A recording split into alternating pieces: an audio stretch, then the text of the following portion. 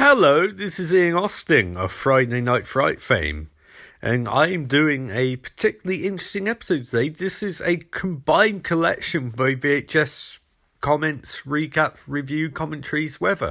It's a giant episode, 3 hours, 14 minutes. Don't expect you to listen to it at once, because it's way too long to listen to at one time. But if you're going on a trip and you want to hear my views on VHS, here's a combined episode. I'm going to be doing some more of these episodes in the future. Every once in a while, a combined episode of certain parts I've done. For example, I update it's Halloween. I'll put kickoff show, main show, and post show as one episode at some point. But for now, here's VHS. Hope you enjoy. And also remember, there are a few sponsorship adverts in this podcast. It's only about a minute long. If you want to skip it, that's fine. That's not a problem. But any chance I get to earn a little bit extra money and keep this podcast going, there you go. Even though I can't actually cash out because I'm not allowed to at the moment. But hey, sponsorship anyway. Hope you enjoy this episode. And remember, I don't particularly enjoy VHS, but it's a lot better than Paranormal Activity. Anyway, hope you enjoy the episode. And as always, remember, life is beautiful. Hello, this is Ian Austin, Friday Night Fright fame, back for another one of my lovely, wonderful, awesome podcasts. And this week it's going to be on Donnie Darko. It's going to be a commentary with themed cocktails of Donnie Darko. I did commentary last week for Hereditary, in which I was very negative. I stand by my comments, or lack thereof at points. I didn't feel it's a particularly good movie, and I wished in hindsight I'd waited and just recap Donnie Darko and done commentary on Donnie Darko instead, but that's in benefit of hindsight. I will say that sometimes while making this podcast I do come across as quite critical, and maybe it seems a bit pedantic, but you have to understand my position of watching these movies and having fine things to talk about. And in Hereditary's it tastes awful, but in case of Hereditary, it was just a movie which gave me nothing. I think if I hadn't done commentary on it, I probably would have found it inoffensive, but having think about critically and all of that made me realise it's actually not very good. But at the same time, I don't like being too negative on this podcast. It might be entertaining for you to listen to, it's not entertaining for me to actually do it. So hopefully from now on I'll be a bit less negative on subject movies like Hereditary. But yeah, Donnie Darko is a commentary I'm going to do today. Some themed cocktails. I need to think of what those cocktails will be. But I just want to say up front, I like Donnie Darko. I think it's a really good movie. I actually owned the book. I owned a copy of the script book for it a long time ago. I might still have it somewhere. And I've just generally been a fan of it for years. I was such a fan that I gave Richard Kelly chance with Southland Tales, which I owned the graphic novels for, which apparently explained plot but didn't actually explain goddamn thing. So I'll be looking forward to doing Southland Tales at some point. And The Bots I will not be doing, so that was an awful movie. At least Southland Tales was interesting. The Bots was 3,000 ideas thrown together and not one of them was a particularly good idea. But yeah, so I'll be doing Donnie Darko tonight,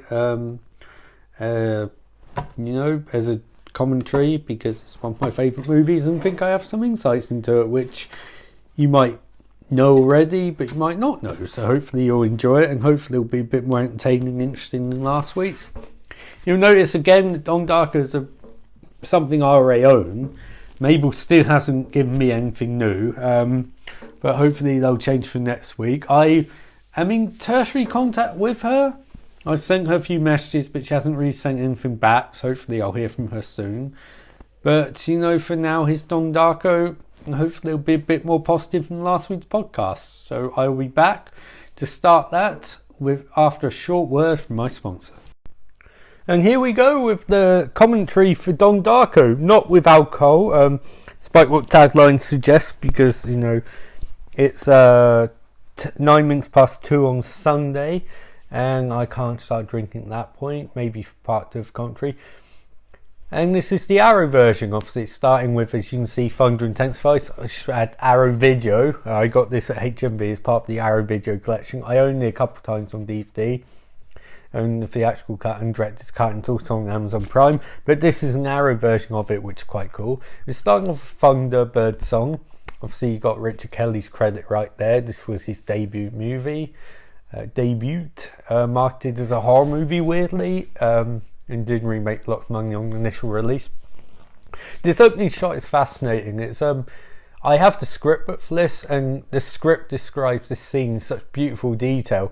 Now, it's hard to correlate with what we actually see. One of the natures of writing and script writing is that you write what your imagination gives you, and then you don't quite get that in visualization process. But this is remarkably beautiful, and comes across as a bit of a full circle thing, as we'll discover when we get to the end of the movie. It's also probably first breakup movie for Jake Gyllenhaal, and he was in Spider-Man Far From Home this year. It's, to this day, it's one of my favourite breakout performances I've seen from an actor. I know that might sound weird because obviously, a breakout performance is by nature something good, but this is an amazingly layered performance. And weirdly, it took him years to get back to this level of quality, I find. So you've got him waking up, and it plays on the idea that people had at the time. If you knew Jake Gyllenhaal, you knew he was in lots of movies which were more a Holden Caulfield, kid aged beyond his years, sleeping with older women, but sort of unsure, cocksure, confident, but not really grown up. And that little smile's telling. It's like he remembers something from Half Forgotten Dream, and there's text on Darko. Notice the alliteration there is very key. It's something I learned in multiple viewings of the movie, in that he is actually portraying some regard superhero. And of course, here we get Echo and Bugman killing Moon. In director's cut for this movie, this song is in a different place. And anyone who's read the original script would know what Richard Kelly originally intended with the movie, but in theatrical version, he had to make certain concessions, and one of them was this song being played earlier in the movie, which goes against what the script wanted, but at the same time works perfectly for me. I find musical composition in this movie is perfect where it is because of compromise. Here we get the 80s style montage of someone riding their bike through a community, which is a nice way to have an establishing shot without it feeling crass and poor. And this is a really good song too, by the way.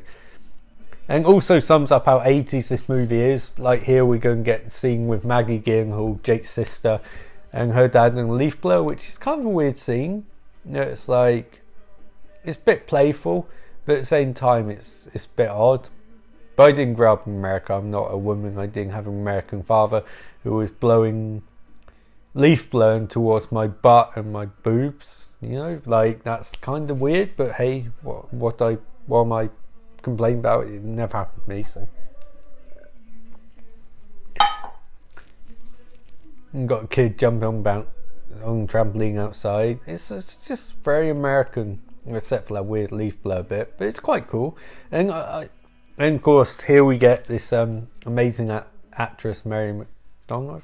I can't remember. She's reading Stephen King's It, which again is a big influence on the movie. I find Stephen King really influenced so many movies like this, and to me this does it better than something like Stranger Things, because this feels like it is set in the 80s rather than anything else. Where Stranger Things feels like it's 00's person commenting on the 80s. This doesn't feel like that. Now we get political argument, which again places it in the 80s, and also points across different, slight liberal tendencies of family. It's like what parents are free to discuss politics with the kids, which is fascinating. Normally that doesn't happen in the household. Also we get some nice banter, which is good. And also these characters all sound very close to their age. I like the banter between Donnie Darko and his sister. It's very amusing. It feels a very organic conversation around the table, and even kid drinking Pepsi, it's like product placement, but on the other hand, so that's fine, that's what kids would drink in the 80s. I love that line, not to 8th grade, and this bit that follows is just the banter between them so convincing. Really, really good stuff. This is it's kind of strange that Richard Kelly didn't really in late movies know how to write characters with this so much life and vitality to them, because here they're perfect. The banter between them, and this feels like a conversation you would have around intake. Maybe not this exact conversation, but something akin to this. As you can tell while doing this is not like my Hereditary commentary. I love this movie. I'm not even going to make him bones about it. I'm loving it. I'm just going to have some fun watching this. It's fun, but also a good quality movie. Because this is proof that I'm not negative for the sake of negativity. If it's a good movie, I'll talk about it, be enjoying it, you know? Like, Hereditary, I don't think it's a very good movie. Also, that killer last night, what a fuck ass, and Dad laughs. I love that bit. That's such a dad response. We do get so many great actors in this movie. I think it's one of the best cast debut movies by director ever.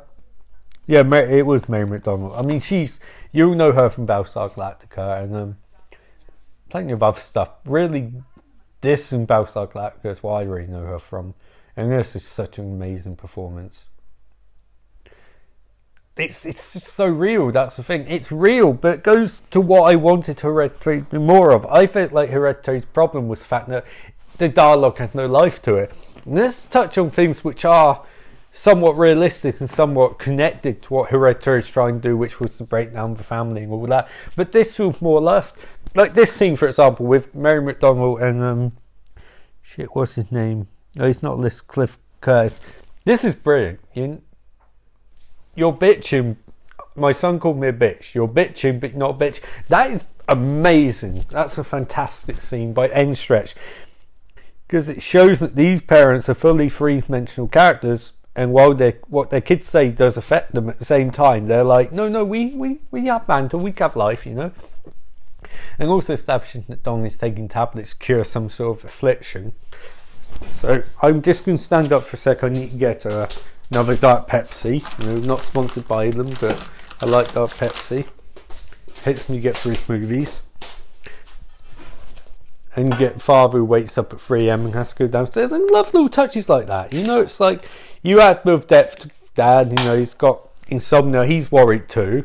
And he's going to go down and look at the news because it sort of de-stresses him again. And he can sort of throw out some of his anger at the Dukakis and tell George Bush that he is, and say, George Bush, you're a man, you need to win this, you're a man. Such great little character beat. Again, it's something I've always said, and said this when Lost was on too.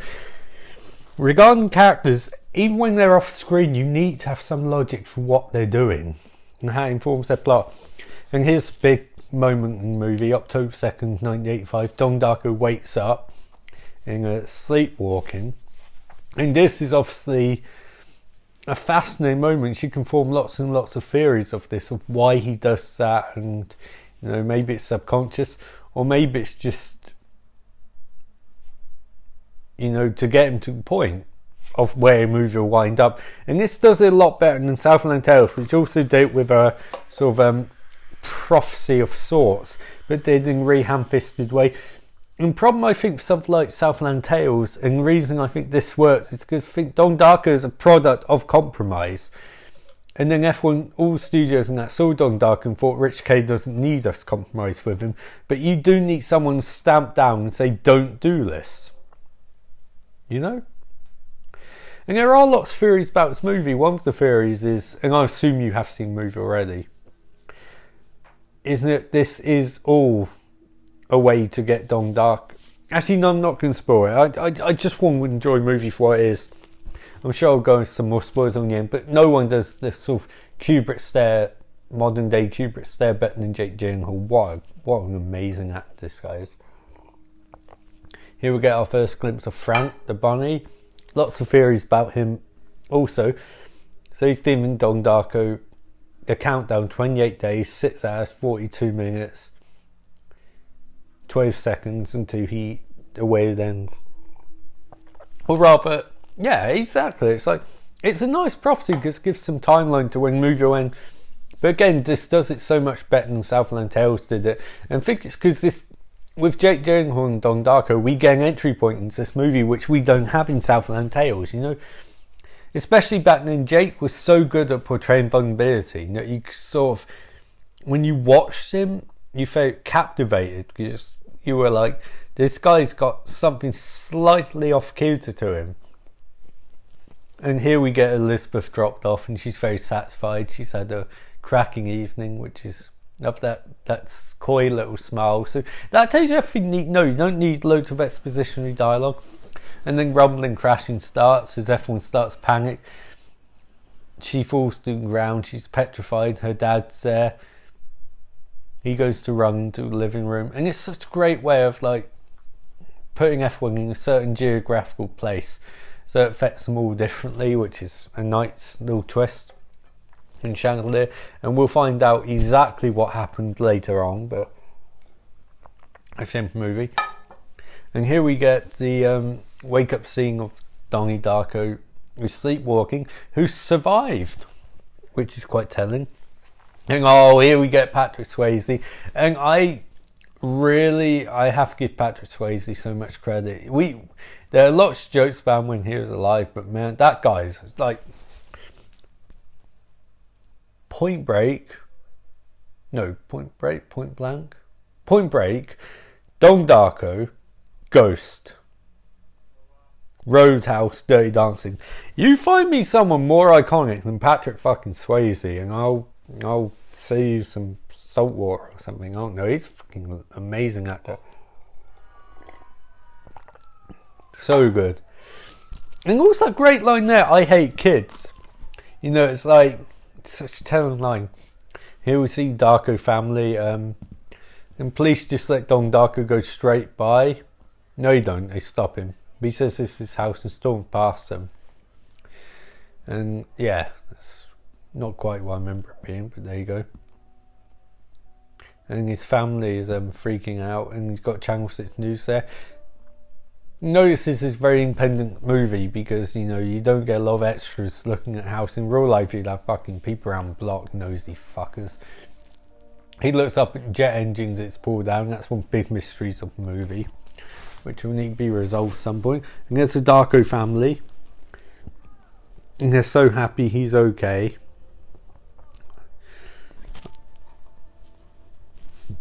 I suppose I must know he's okay anyway, because that's an unplayed reaction. It's so 80s, but in a good, genuine, you know, realistic way, but with life to it. There's Bob Garland. We'll see him throughout the movie, doing various things. He's with the FAA, and they're trying to figure out where the jet plane flew from, and they're going to talk to the parents in private, and they're like fine. You know, Ray, we got the spooks. Not an 80s movie without a bunch of spooks. They did such a good job on that, because for such a low budget movie, that looks amazing. That jet engine really looks fantastic and genuine. General and genuine. It looks very convincing. The FAA sort of like, we'll take care of things here. And as Elizabeth points out, they don't know where it came from. She finds that funny, and Donnie's still like, no, what the fuck? That's odd. Why would only a jet engine fall? He seems captivated by it, and you see inside we've got spirals, which is what you normally get 4 a.m. When you're being put under what do you call it? Not hallucination.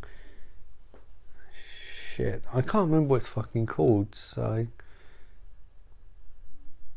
no, it's not. I'll get to it later. Parents have a sad argument about a kid who died, and on his way to prom, and it's a bit of foreshadowing. It's like they both only half remember it. I love these two, by the way. They do such a good job with these small little scenes. There is actually one scene in the movie I wish I kept in. It's scene between Donnie and his dad, which is fantastic. But anyway, they both have nightmares of sort of like Donnie could have been doomed, and they're both sad about that. And the obvious answers are, if it fell from a plane, then what happened to the plane? And Elizabeth tells the little kid Samantha they don't know, but that's a very good question. And also it's quite important, because normally a scene like that, you might run it for a bit longer because you want to do the 3 things, each scene to do 3 things. That scene asks one important question that will pay off at the end of the movie. So Donnie's gone to school, and this is a bit weird. Like, this is part where money falls down a bit, because here there's 5 kids, all from different years and classes, waiting for a bus stop. But then later on, some of these kids all seem being the same class, but they're all different ages, so I'm not sure what's going on with that unless that's a bit intentional. So Donnie's smoking here, giving peer pressure, but telling his sister that not to tell parents he smokes, because if she does, he'll put air on garbage disposal. And I love the delivery of "Goddamn right I will."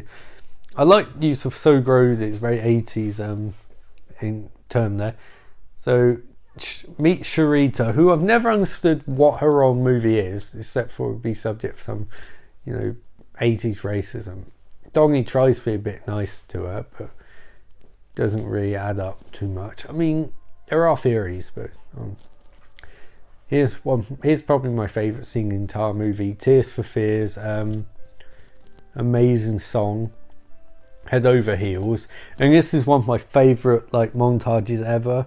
It's so clever, it's so sharp, and it introduces us to the entire school line characters, including, he's not there at the moment, but very young Seth Rogen and this fucking psychopathic mullet wearing bully who looks like he's going to overdose from cocaine in a second, and mouths off to a teacher who's so amazing. I just watched this sort of sequence and I'm in awe because it's just so sharp, so fantastic, introducing everyone as quickly as possible with as little fanfare as possible, but then by the end of it you know exactly what you're doing. And there's a young Seth Rogen who has admitted in many interviews and he had no idea what was going on in this movie, but I find it fascinating, because this was before he started acting in things like Jobs and some of his other movies where he played more serious side.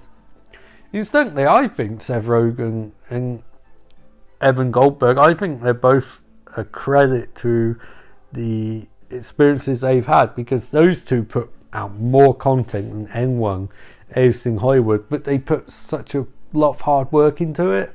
You have to admire that sort of enthusiasm and willingness to put in work. So they work together, they work separately, they act, it's just amazing.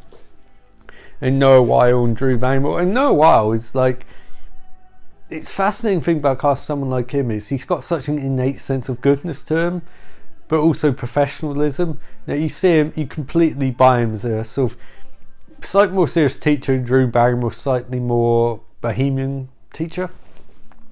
And now here's this dance sequence with kids, which is I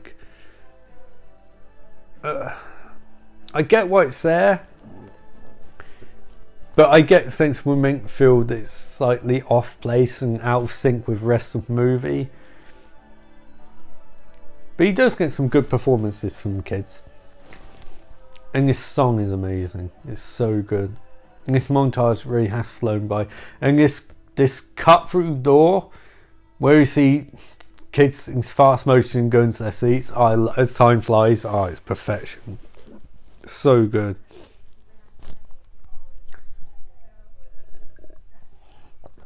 I also like how they're doing credit to some works by Graham Greene which obviously have influenced this movie to an extent, and this movie wears his literary influences on screen in a really fascinating way. It feels like something where someone who's picked, that's the problem with Southland Tales, and I will get to Southland Tales eventually. It's on my list, so I just need to find a copy of it. Southland Tales throws everything into a blender and just pours wherever it can into a dish, and that's what you get. This feels like Richard Kelly's cherry picked the things that he's interested in and combined them. And I also love how they have the kid get the answer wrong to start off with, because that's true. You wouldn't just say to the main character, here's what's the answer to the question, and then they say it. You would ask a few more people first and then get the answer. And I love Donnie's opinion of destruction's a form of creation, because that ties into the ending too, and it's all these little things that you don't realise as you're watching the movie for the first time. Incidentally, if you haven't watched the movie before, you really shouldn't be listening to this commentary, because I'm not trying to spoil things, but you need to watch the movie 3-4 times to understand what's going on. And also I love the sort of I suppose you can call it predestination, but I feel like there's a lot of sense of these characters in this universe of deja vu, like they've lived through this before, and in certain perspectives these characters are consciously or unconsciously combining and leading people where they need to go, and then not realising they're doing it, almost like they're guiding people to the right scenario. Like that question, sit next to the boy you think's cutest. No teacher has ever asked that, because that's a leading question and also terribly inappropriate. But in terms of this universe where his characters are guiding, they're all trying to guide Donnie to where he needs to get. It's kind of like the Matrix Reloaded, where we find out, in Revolutions, where we find out that there were many ones before, many Neos before. And they're leading, and the choices they make, and sort of like the choices can be influenced to play a longer game. And I feel like that's what this movie's doing. They're trying to get to the best desired result. Now we get a cool scene with Donnie's dad, and again they did cut one amazing scene from the script book with Donnie and his dad, and feel like that would have paid off some of these other scenes. But at the same time, I get why they cut it, because I watched the director's cut, and I actually really respect Richard Kelly for how much hard work he put into this movie, and all the effort he put in and whatnot. But at the same time, I feel like he was wrong to add a lot of that stuff back. He thinks by trying to explain in concrete forms what the movie is and what we're meant to feel and what plot is and stuff like that, and the answers and mysteries and payoff and all of that. I feel he went the opposite way. He over-explained, whereas the ambiguity of the movie is what people find most enjoyable at. And now we meet Grandma Death, who goes to the letterbox every day and says that everyone dies alone. Well, that's my theories about Grandma Death. I'm drinking dark Pepsi, by the way. I have lots of theories about Grandma Death, aka Mrs. Sparrow, but that's fine. When she's been looking for her day, and she whispers something to Donnie, which causes him an immense amount of sadness, and that's all just showing on Jake Gyllenhaal's face. This guy has one of the most expressionistic faces I've ever seen in a movie. He's so good. No, don't fast forward. He really is an amazing actor. And now we get the first scene of Catherine Roche, who you remember from The Graduate, and here we get her and Donnie interacting. She's his psychiatrist, therapist, for lack of a better word, and she's asking him about Frank.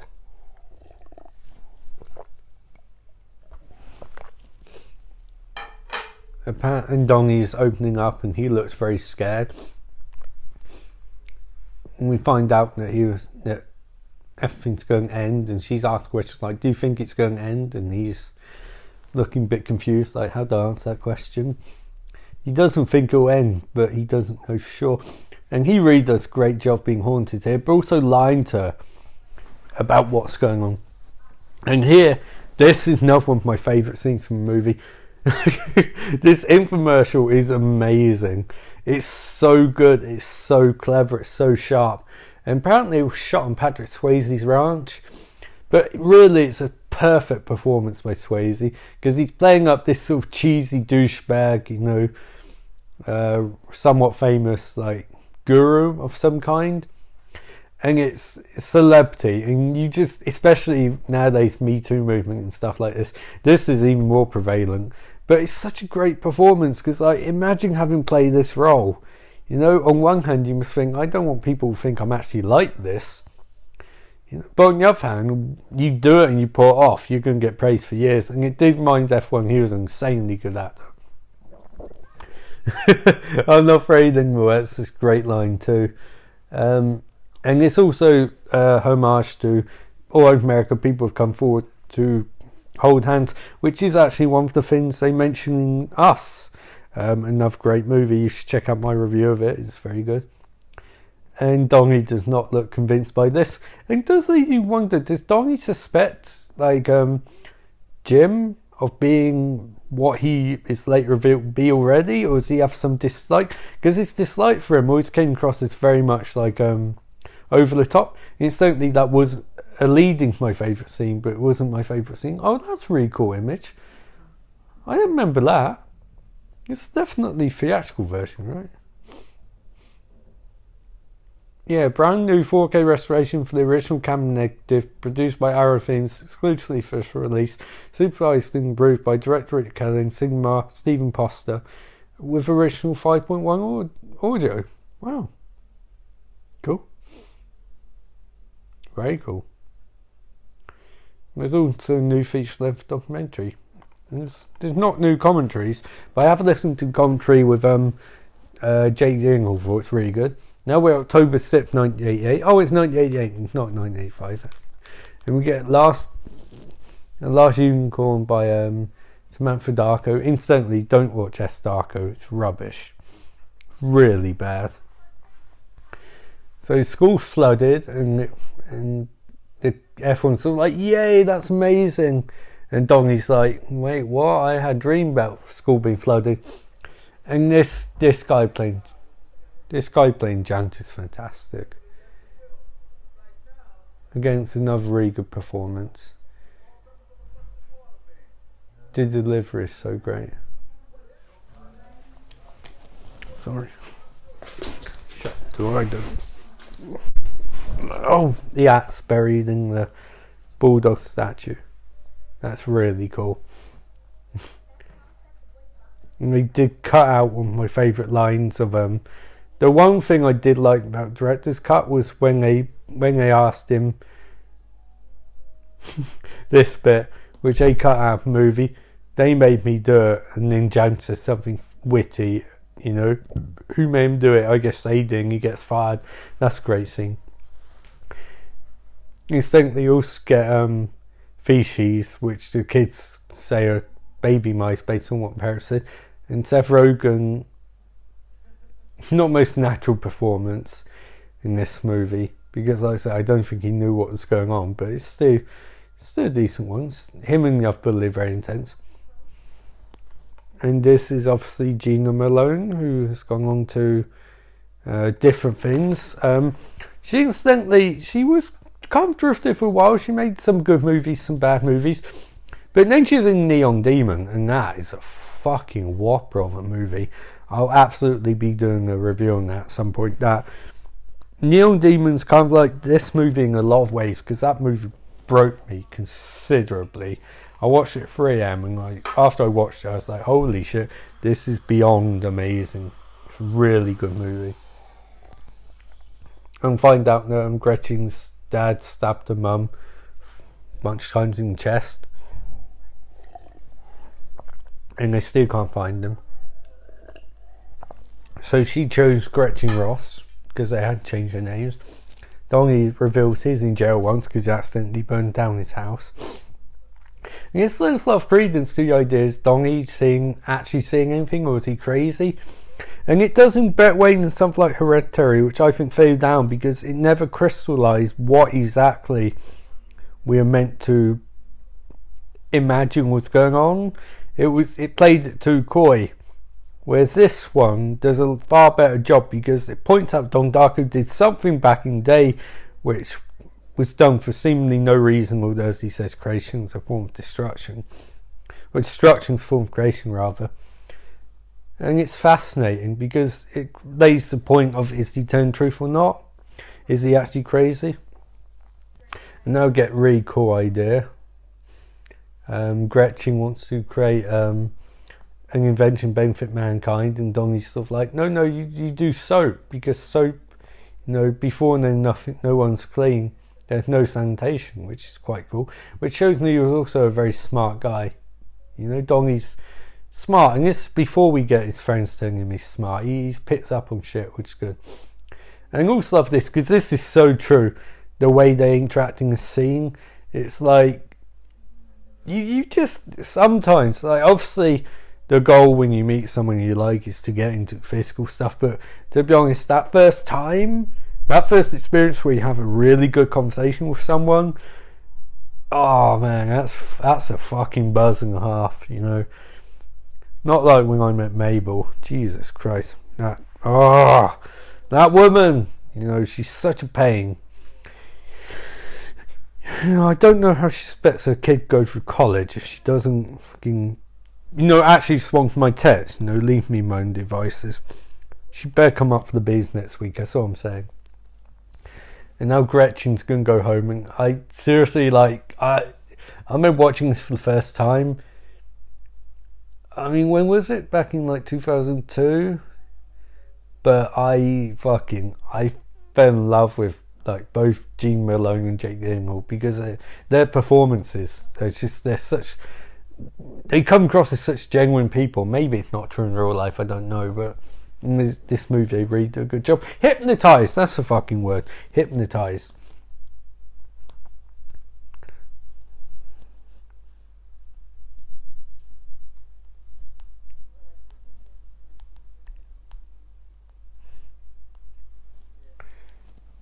And Donnie's hypnotised and lying on couch as we all do. Oh, he's talking about how he met Gretchen. It's fascinating because the psychiatrist is trying to lead him away from that, and he's just like obsessed with sets, and now she's leading him towards it, and he's sort of like. Originally, this scene was about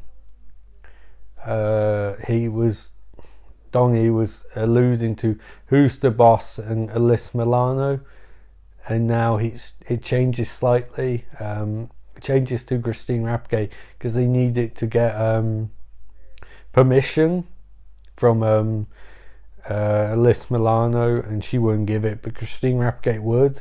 And I have nothing but respect for Christine Rappegate because she is such a great actress, but doesn't seem to take it anything too seriously. Don't talk about how he doesn't feel about fucking his family because that's gross, and he's about to jerk off, and his psychiatrist wakes him up, and Donnie realises he's got his hand down his pants, and he's probably thinking, what the fuck?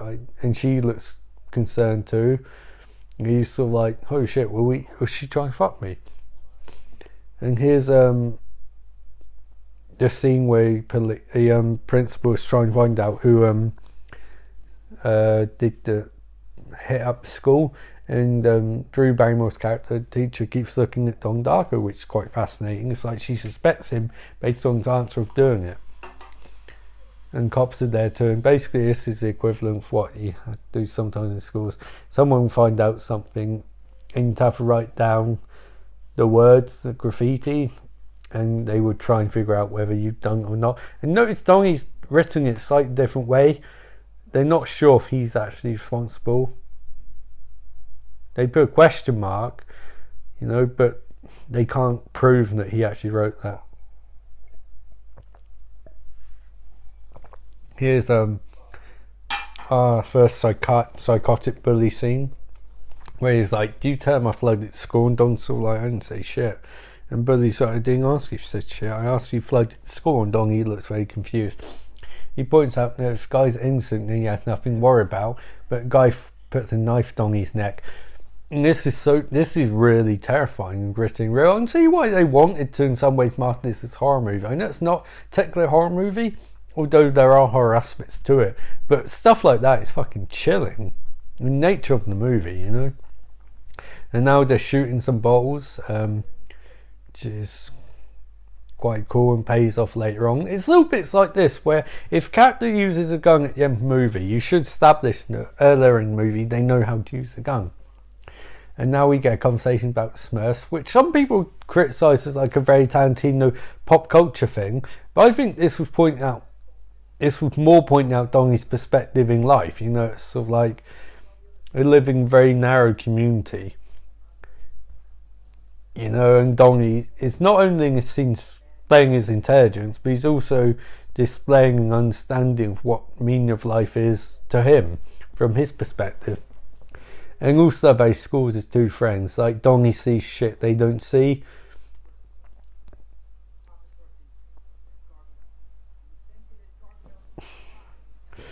Such great performance by Jake Gyllenhaal to nail this monologue and all the little inflections he has to do just seeing while he's drinking this concoction. I know he's not actually drinking alcohol in real scene, but it's a nice bit of business for an actor. It's great. And Donnie's so obsessed with sex, and he can't think of anything other than, having sex, But it goes back to his theme of creation, he's like, It's a very juvenile mindset that Donnie has, but it's also a fascinating deconstruction for Smurfs. Now, Grandma Death. And now get a different reaction to Grandma Death by a completely unlikable character, Kitty, played by a really good actress. So, that's fascinating. Miss Farmer, who one of the kids calls a fucking bitch. They debate how old Grandma Death is, and how she's the same thing every day, expecting different results. But that ties back to what Donnie is saying. It's like, it's completely illogical, because he won't understand reason for why she's doing it until the end of the movie. You know, so kind of a predestination loop, I guess. I do love this little bit though. Oh wait, she's come back to the box. She may still have mail. Mail. Here it is. Nope, she doesn't. Instead, I do have a theory that she is one of the characters as an older person, you know. But try and figure out who's vandalised the school. It's a workers. Steve fits in darkened household, and Donnie's fallen asleep on the couch watching TV. And oh man, it's an emergency PTA meeting. They're all fascinating. One reason they never want kids is to have go fucking PTA meetings. So they're going to investigate flooding at the school, and they're trying to figure out suspects, and clearly no one wants to be there. And Kitty's sort of like, I don't want them kids to be taught Graham Greene. And that's going to be a scene which is superimposed? No, not superimposed, intercut. And the principal's clearly had enough of Kitty. And she's pointing out that she bypasses parent-teacher, transcends parent-teacher bridge.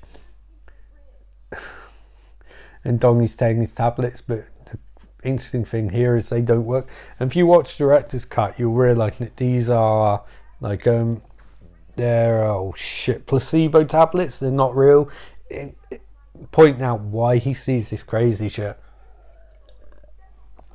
So now here Kitty doesn't understand why or what point Graham Greene is, and get the divide between the teachers who actually understand how life works and all of that, and the teachers who don't really have fucking clue. And Don sees Frank. That's a terrifying costume, by the way. And that's another reason why it'd be marketed as a horror movie, because Frank's costume is beyond terrifying.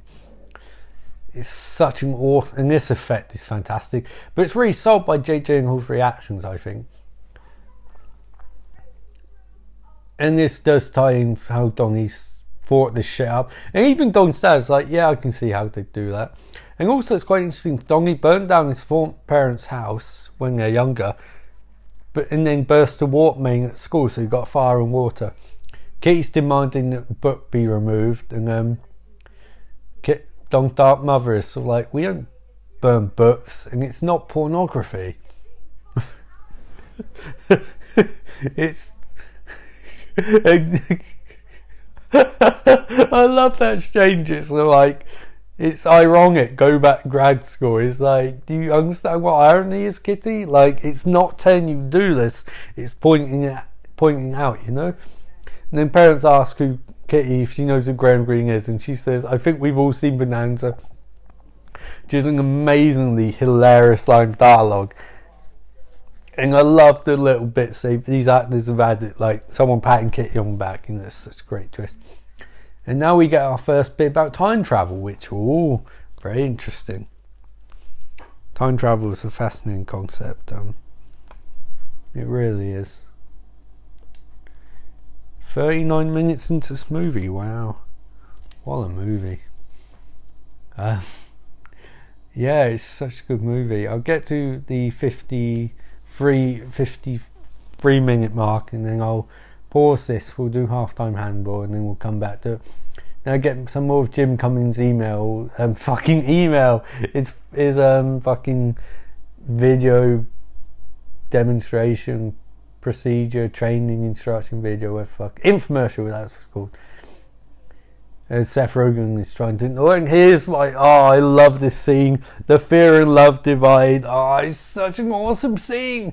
Fear is negative. Love is someone who loves comic books and Green Lantern mythology. I love how Donnie is like, this is fucking bullshit on so many levels. He's so fed up, and this is hilarious. Even his friends are like, it's bullshit. They can't articulate why. So we get on each card, we get a character dilemma, which applies to the lifeline. And it's fascinating because this is such a stupid, shitty thing that you give to kids, not 15, 16-year-olds, you know. It's so beyond ludicrous.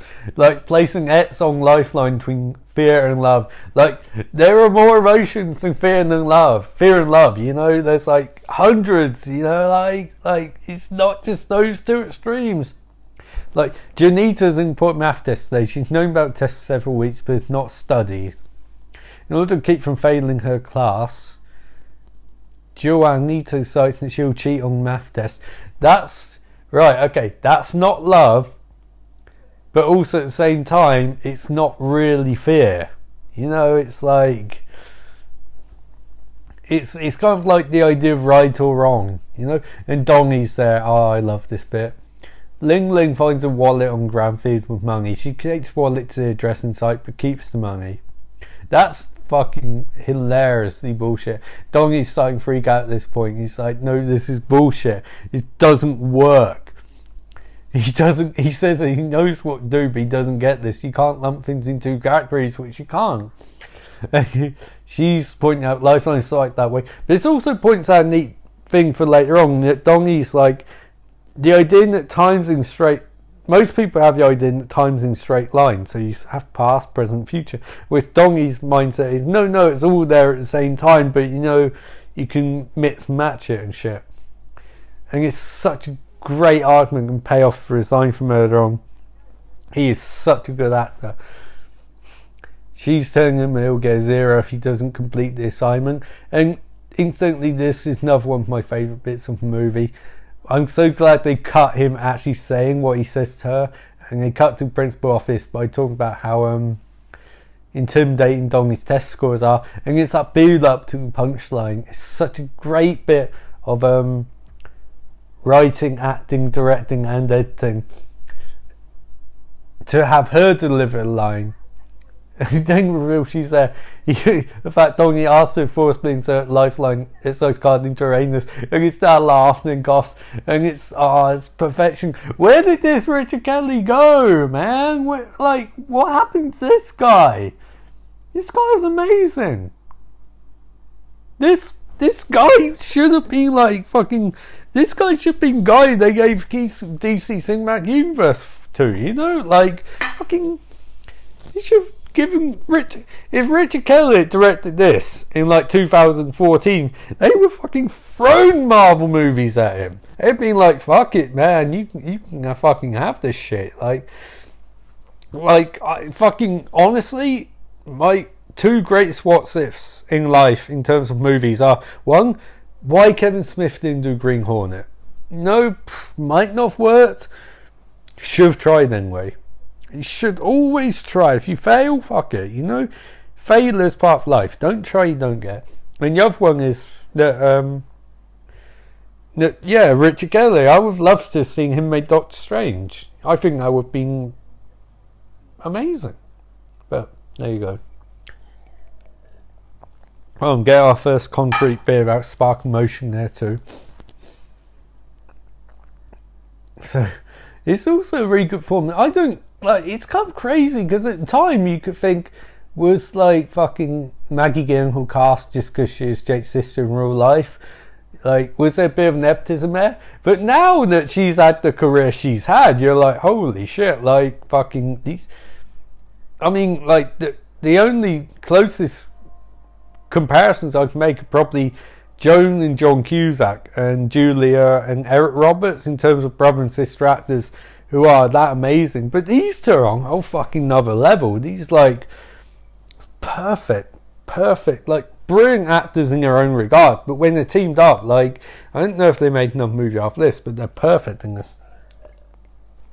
And again, No wild sense of decency is so cool. And they're discussing a brief history of time. And this is really, really cool discussion. And the lighting here is really cool too, because there's a slight weird vibe to it. Like, you get the impression that this teacher is not really doing this because he wants to do it. He feels compelled to do it. Like, he's being instructed to have this conversation with Donnie. And also, it's a good back and forth, you know? Really good back and forth. And also sets up rules. That's cool.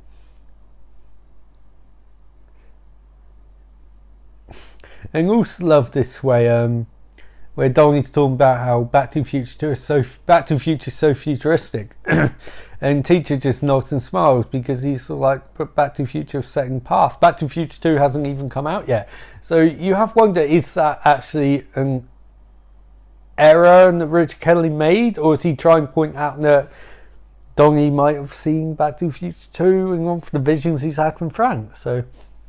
And now here's another hint at the idea that these people are being subconsciously moulded or consciously moulded but not realising it to instruct Donnie along his way. Like everyone's trying to reverse what happened, the original mess that happened, to make things a bit better. Make for a better timeline, you know? And here's Donnie walking and he just looks a bit nervous, but he's trying to find out more about Roberta Sparrow. And if you've read the script book, you'll get the entire history, Roberta Sparrow's history of time travel and all that shit.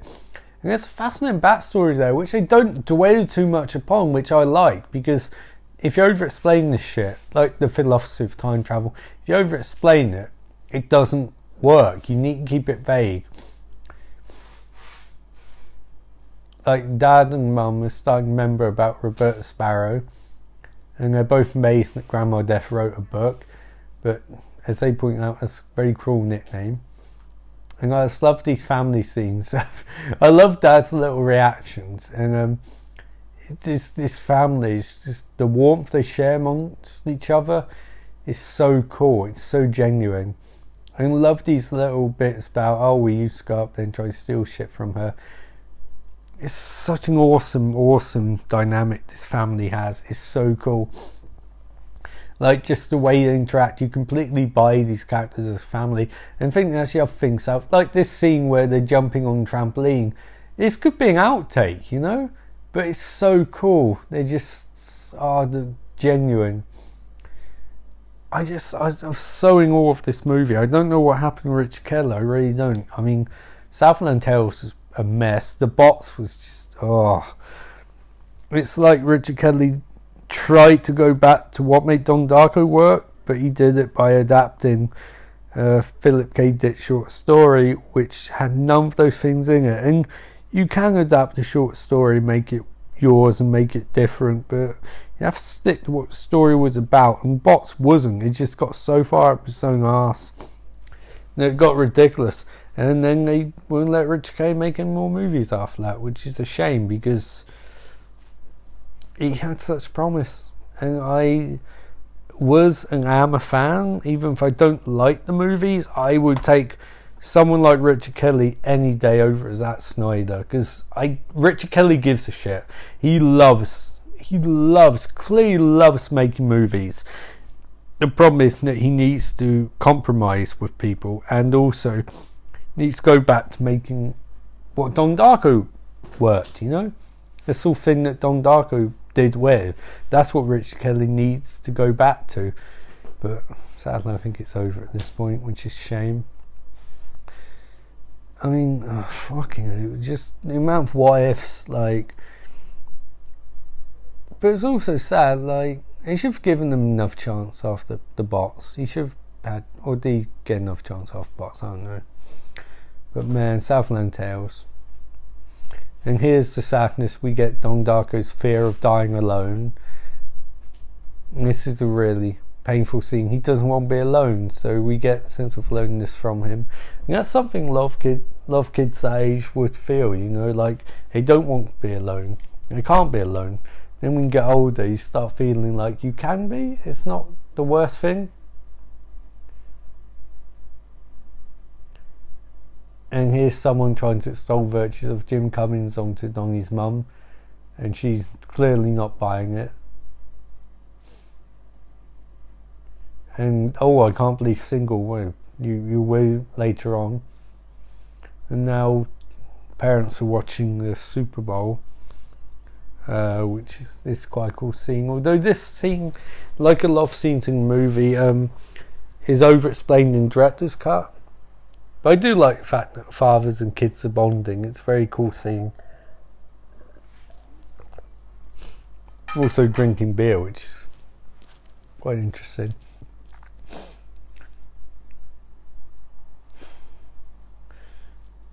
Although that picture quality is a bit too good for this TV. And now these bubbles, these fluidy liquid starts coming out of people's chests. And starts stretching out. And yeah, this effect is a bit shit. It has been restored, so it's better than it was, but it's still a bit naff. But I think you can go around it. Like, the intent of the movie, you can respect at least. It's a lot of things. You can respect something which fails in some regards as long as it's trying in other regards. And it does. Like, it's a means to an end. Like, it's like when people criticise the Matrix for not having grey effects, nowadays, it's like, fuck off.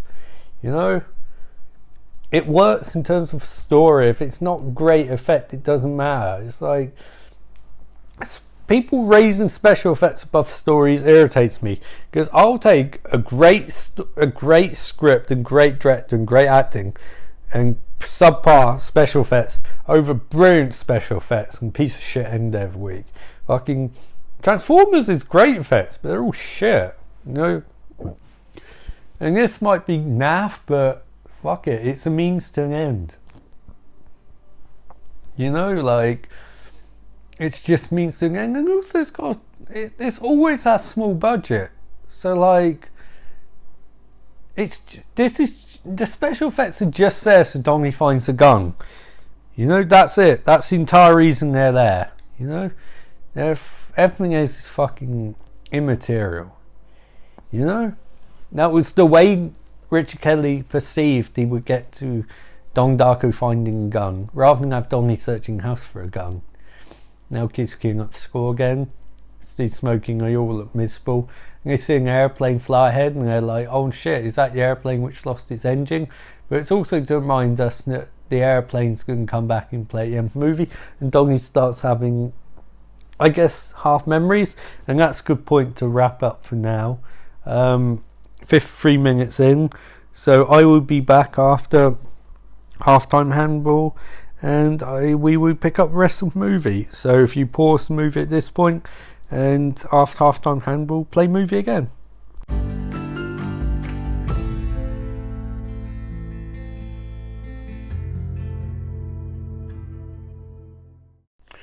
Hello, my name is Ian Austin. Welcome to another edition of Halftime Handball. Anthony Hopkins won an Oscar for Silence of the Lambs. He won on March 30th, 1992 in Dorothy Chandler Pavilion. I'd just like to read his speech now. My God, I can't believe it. I never met a girl like you before. Nope, that's not it. So, my God, I can't believe it. This is really unexpected. Really. It's a great honour to be here. Especially with such great actors like Nick Nolte, Warren Beatty, Robin Williams, Robert De Niro. First of all, before I say on, I want to say hello to my mother.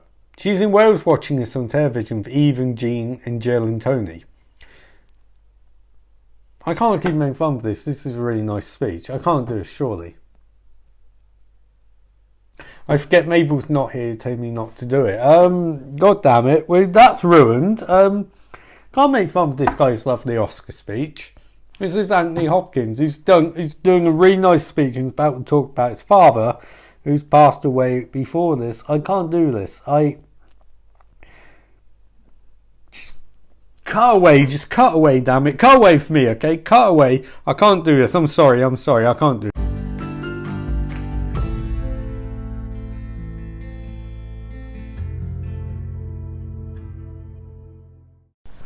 And we're back with more Donnie Darko as Donnie and Gretchen, turn down sound so I won't get sued by our video or whoever owns rights. They're one for them, talking about things that mind them of beauty and her image goggles. Donnie points out they've been 2 weeks and haven't even got together yet, which he's quite concerned about, because all he cares about is sex, which is a very teenage response. So she's asking, do you want to kiss me? And he's saying yes, and I'm wondering, maybe I'm lip smacking or breathing too hard or whatever, but then I'm thinking, I don't give a shit. Right, it's my podcast, listen to it or not. And drinking some woo woo, which is my favourite cocktail, because it's a horribly hot day here in Aylesbury. And yes, I'm recording this on Tuesday when we recorded the original bit on Sunday, so there's a bit of a time delay. So sue me, I'm tired, it's been a long week already. My lips smacking again. I noticed this fat guy is actually one of the agents from the start of the movie. So that's quite interesting. That's a nice little calling or callback that they've got the agents following Donnie around. I really do smack my lips a lot. Oh wait. Get self-conscious about that shit. Why wouldn't make podcasts in the first place? So now parents are visiting psychiatrists. I really do it a lot. And now they're wondering what's going on and about his past. You know, Donnie's suspended from school for burning down the house and for insulting his gym teacher. And the dad, this is what I like also, he still touches dad going, well, he's justifiable. Mum going, that's not really your point. You know, Donnie's grabbing a knife, which is concerning, and he takes his tablets, and the psychiatrist is talking about Donnie's increased detachment from reality, inability to cope with forces in ways and he perceives to be threatening. His drink's amazing, by the way. So now we get reveal of them asking if they know about Donnie's friend Frank. And at this point, they must be wondering that that's the same guy our daughter's dating. But then psychiatrist mentions about giant bragging rabbit, and dad's like, what the fuck? Now here's another scene of how good Jake Gyllenhaal is at acting unhinged, because he's breaking down Kubrick's stare. He's about to look into the mirror. And the psychiatrist says he's experiencing daylight hallucination. So he's tapping the mirror with a knife, and he's trying to get Frank, but he's not. And notice that where he's tapping's the eye of Frank, which, you know, you have to wonder, maybe that has significance. So it's not clear whether this psychiatrist believes him or not at this point. She's just fascinated by his breakdown, I guess. Donnie's grown increasingly unhinged trying to get Frank, but he can't. Even with Frank's eye closed, Donnie cannot break the mirror between realities, I guess. And his mum points out that all they want is him to experience some relief, which is a really lovely gesture. It's like they know at this point that they failed to quite a large extent, and they feel like they need to try wherever they can. And guess what? Sorry, lip smacking, I know it's getting annoying. It's annoying me now, I can't unhear it. But it's fascinating because it's such a cool little bit. Anyway, I'll go to this scene now. This scene with Noah Wild and Drew Barrymore, and they just laugh at the name Donnie Darko. In the script, she's haunted by it when he says that name, but here they laugh, and it's a nice bit of like actors adding little bits of character. Oh, and here's my favourite scene from the movie, and possibly of most movies in general. Really good job by Patrick Swayze. He comes across as such a cheesy arsehole who's trying to incite this crowd to be enthusiastic. I noticed that Donnie already at this point sort of like, I'm going to take this motherfucker down a peg or two. So this guy's clearly overcompensating for something. He's paralysed by his fears and he's inflicting that onto other people.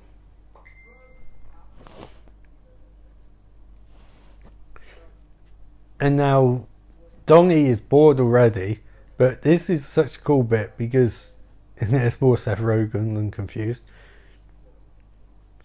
And here's Jim talking about, and actually this could be a prelude to who he is actually, because this sounds quite familiar to him.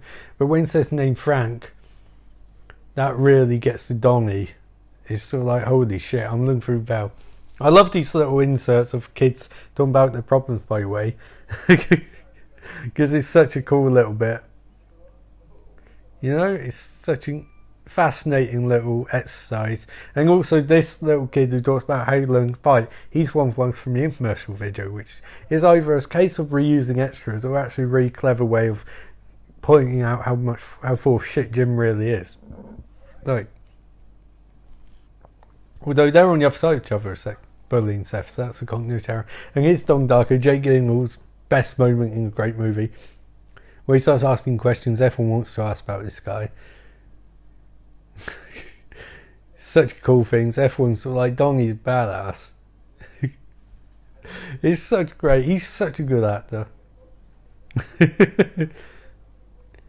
Although clearly, like I alluded to earlier, clearly there's something more personal here between Donnie and this guy, because this seems very extreme, unless he knows what Frank is deep down. And also like the advice he gives these kids, because it's true. You know, he's being blunt, but he's also telling the truth. And I love the line to this little kid here. Such a good line. We'll take a karate lesson. Next time tries to do it, you kick him in balls. And also the line, try out field hockey.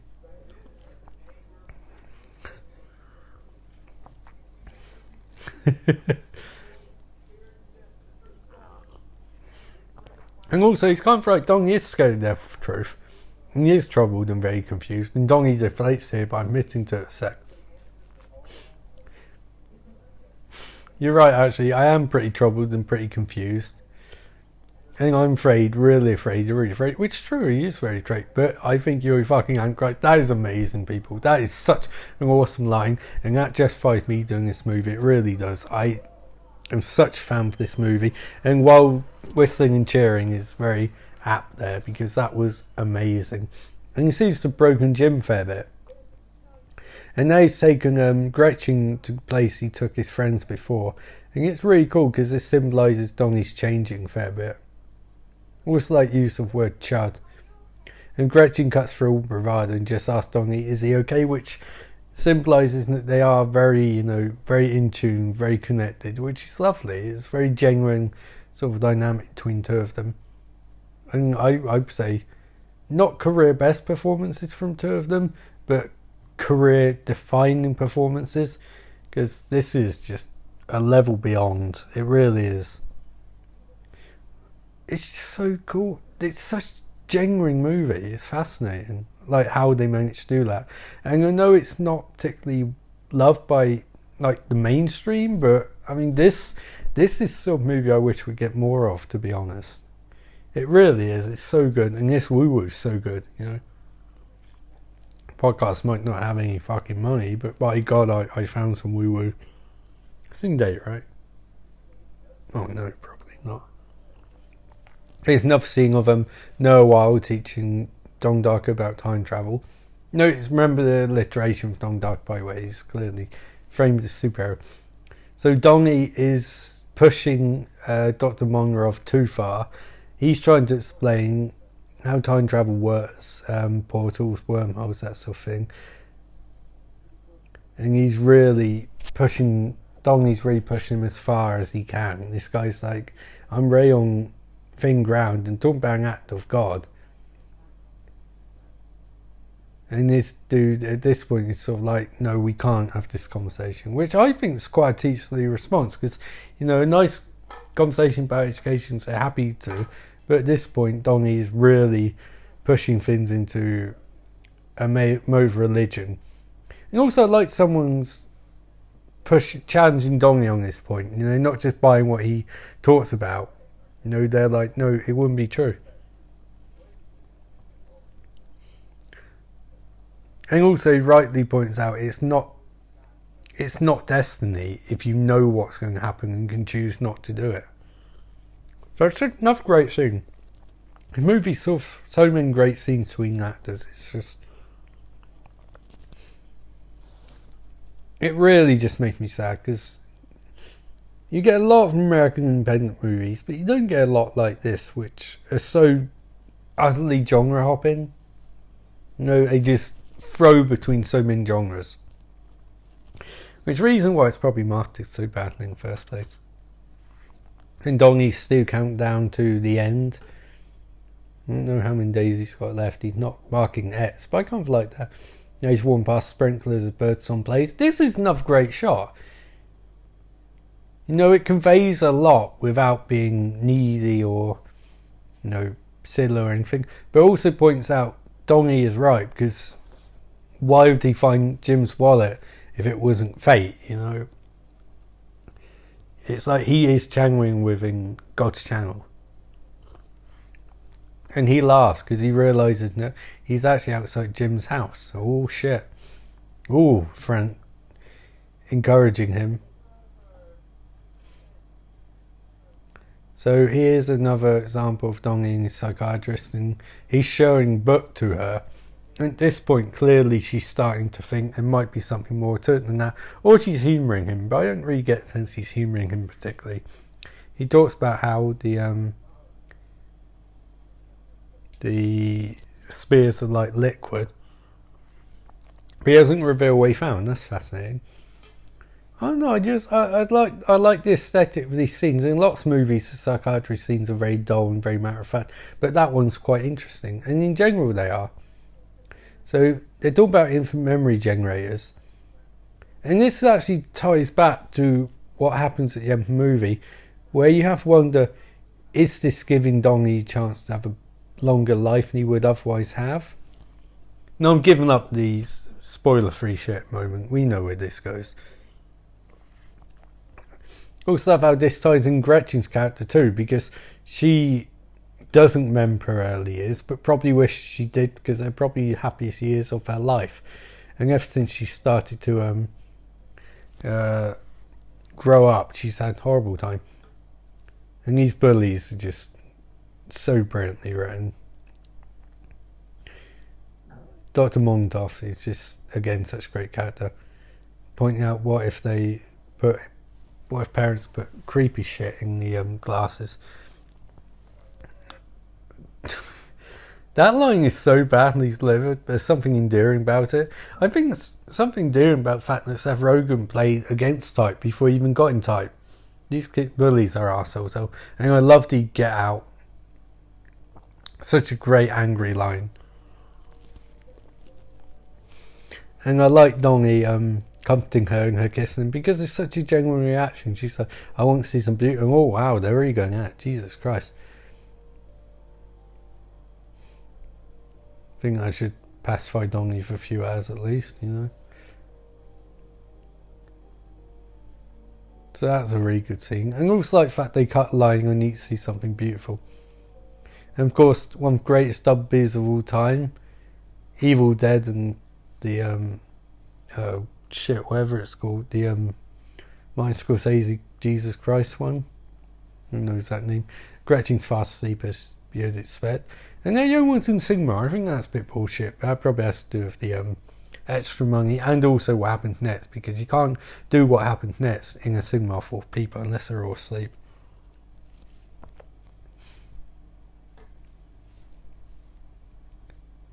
Evil Dead, what a movie. I'll be doing that at some point on the podcast, by the way, with lip smacking included, and breathing and slurping.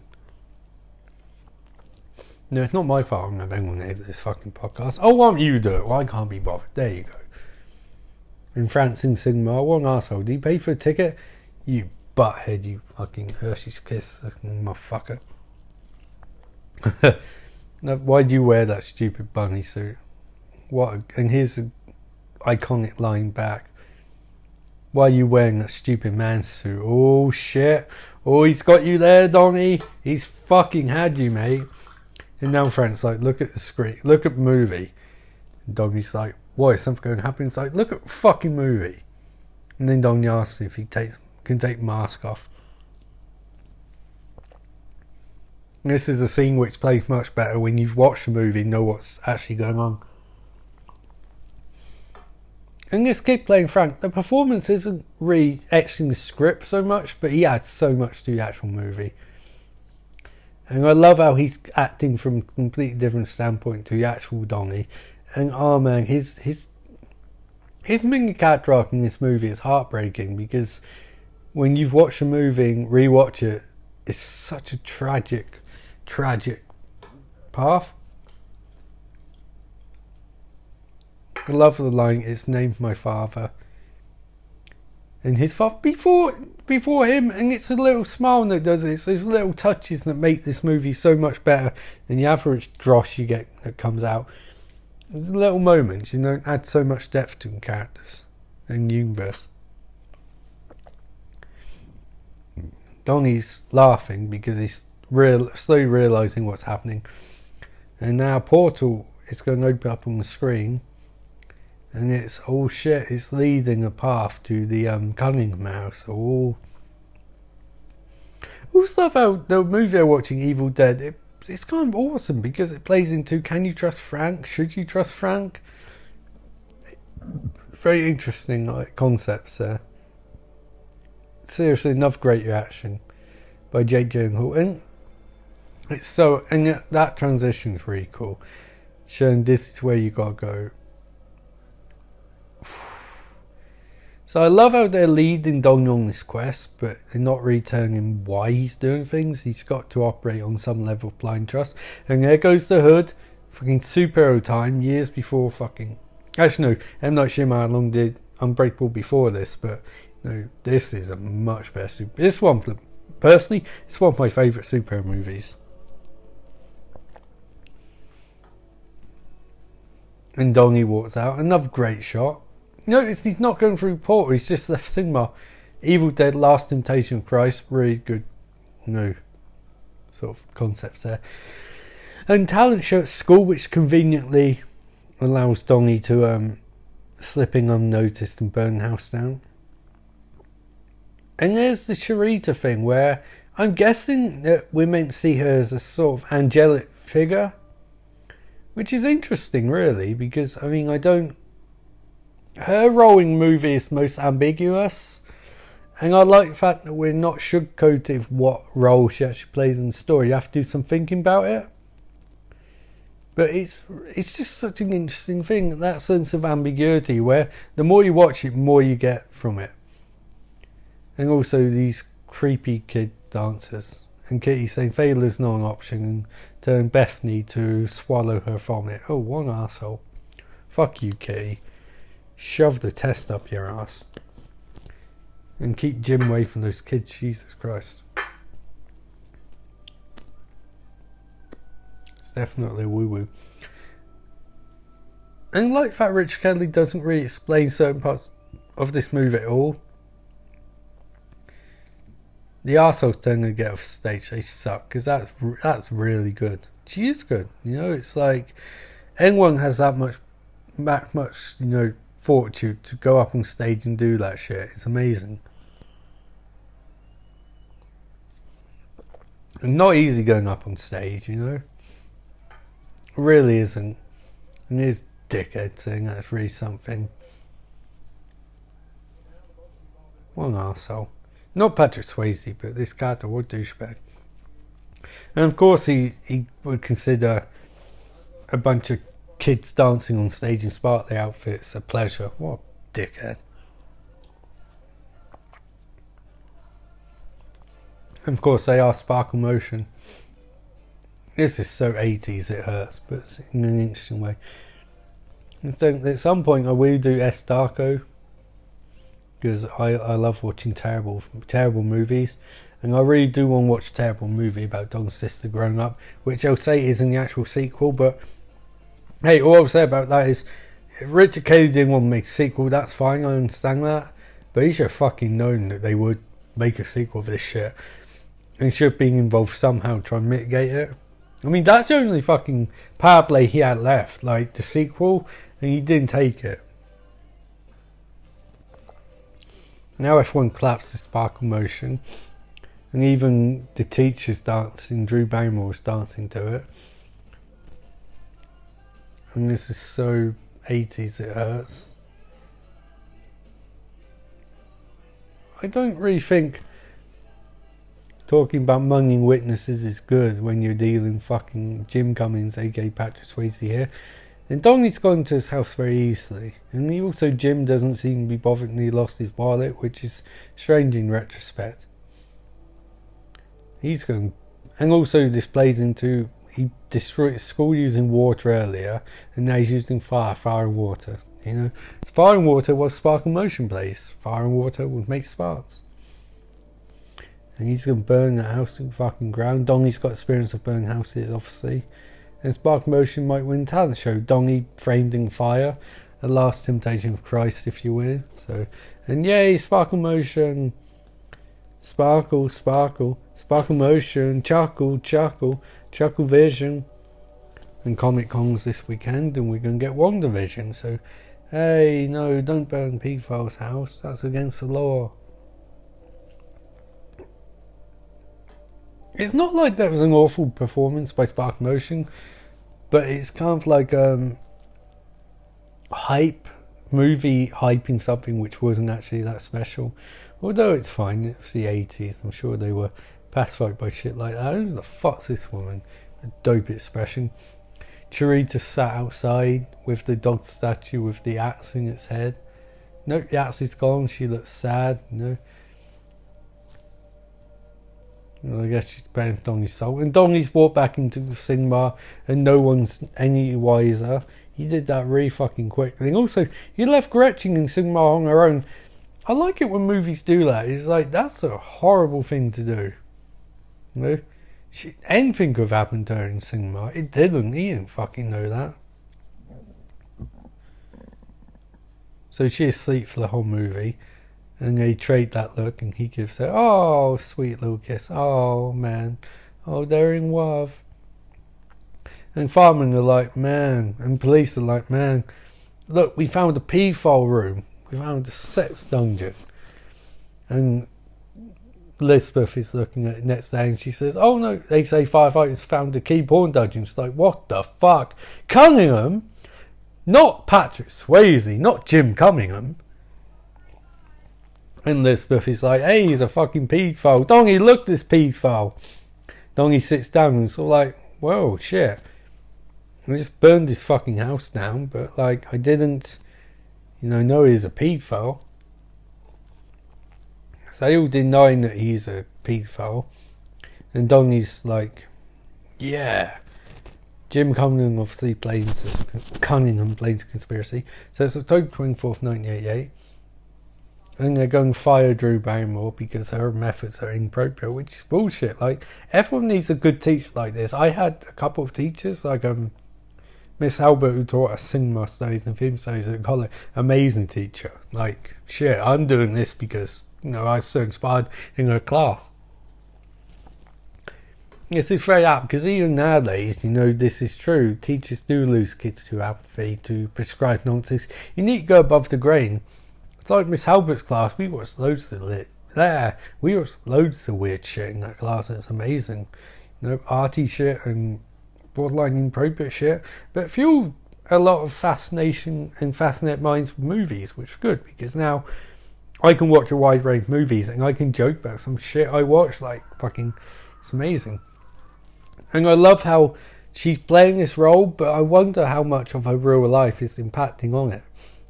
Charita's nearby eating sandwich and sort of like, don't swear, miss. And she's like, I failed. I'm so sorry. That expression is correct though, because anyone who works in the sort of public service is has at some point, or public sector, teaching, hospitals, whatever, has at one point where you do this and you experience such frustration at how shit things are going and how much you can't change things that are bad, and you just want to scream at the poorness of the system. So you find out kids are going to the Ed McMahon 1988 thing, but then newspaper displays that Jim Cunningham's a paedophile, and Kitty's like, no, I have to go to his arraignment. He's not part of a child porn ring. He's not a ghost. Samantha jumps on trampoline outside, another slice of nostalgia. Kitty's like, no, I'm dressed down. God is awesome, and porn and pedophiles, they're bad, but Jim's not one of them. So Donnie's mum doesn't believe that it's a conspiracy, but using words kitty porn disturbs Kitty immensely. she maintains it's conspiracy, and this movie is really putting F1 in the right place at the right time. And I love the little great bits of acting here. Two great female actors operating off one another, I guess. Playing off each other. And also this is where he put Donnie's mum on the airplane, which is like a neat twist. It's sort of like, you have to get there, and at this point you're starting to connect dots. It's like, oh shit, she's going on a plane? Strange.